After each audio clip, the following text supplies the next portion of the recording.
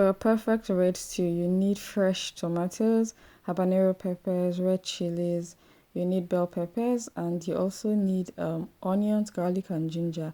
You can use powdered garlic and ginger, but make sure it's good one and is fresh, and then you have the perfect results. Hello there, and good to have you here. Sarah to speaking, and if this is your first time being here, thank you for stopping by. If you've always checked this channel, thank you, and please don't stop what you're doing.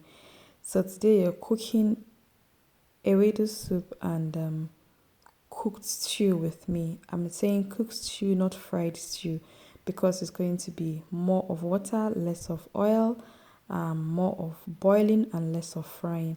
If this is what you like to learn, stay tuned and don't go away. Also, we're making ewedu soup from the frozen version, and there will be tips thrown here and there just to help us eat healthier and better.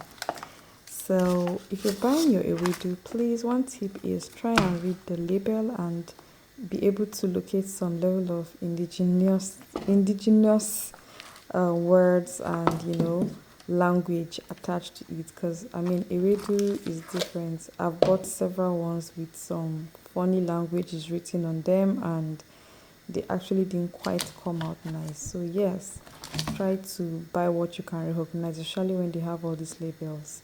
This is not a sponsored ad anyways, but yeah. First things first, I put my tomato on fire just to steam it a bit while I prepare the ewedu for melting or just to thaw. The advice is to use cold water, not hot water. It is said that hot water destroys the nutrients, so use cold water to thaw it. I just pour cold water and keep it down for a bit, and my tomato now is ready. It has boiled for like 30 minutes, and I'm going to just let it cool down a bit and then blend it. So in blending, basically I would add a lot of cold water because it's still warm, not hot but warm.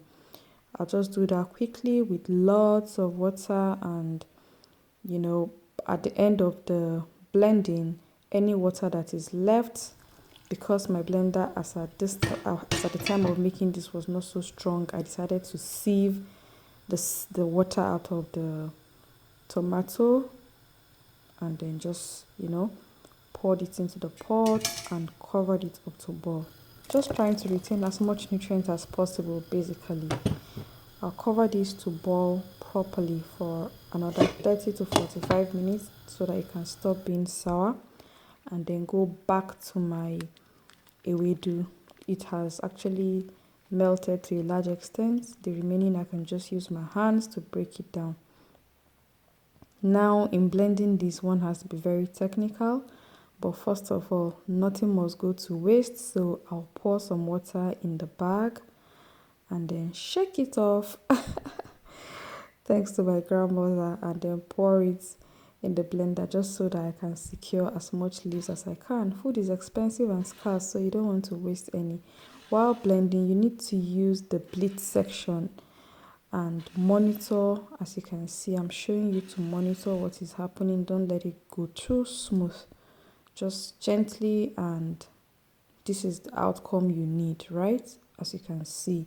So once that is achieved, if you don't have a blender, of course you let it cook a bit for like 5 to 10 minutes and then blitz it with a whisk. So now it's time to remind you to please do the needful, show some love, subscribe, like, and all the good stuff. Now we continue with our cooking for the stew. It has boiled to a very good extent, and we have our spices: turmeric, garlic, ginger, seasoning, cinnamon, curry, and then thyme, and some allspices with black pepper. I'm going to pour it in and then make sure I mix it properly in the pot, and then cover it again to cook. So once it cooks, the next thing is to pour in my oil. If it was going to be fried, the oil will go in first, and then all these cooked ingredients will be fried as well. Also, if the meat has not been cooked, it's supposed to go in first with the tomato. This is what our ewedu looks like at this point, and yeah, it's time to season it. I've added locust beans and I've added a little salt and seasoning. I'll shake it and mix it properly so that everything will go on fine. If I had used a whisk, this is what the outcome would be. But then I used a blender, so we have a smoother version. Please be careful while blending not to get a puree. Anyways, at this point, our stew is almost ready, but I had to add more water to it because I noticed it wasn't properly cooked and it was still sour.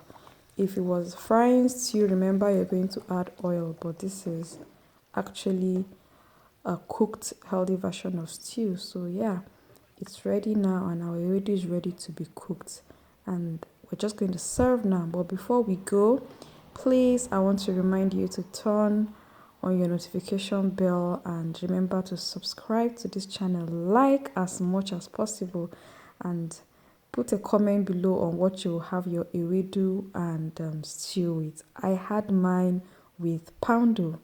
Thank you so much for watching and see you next time. Bye.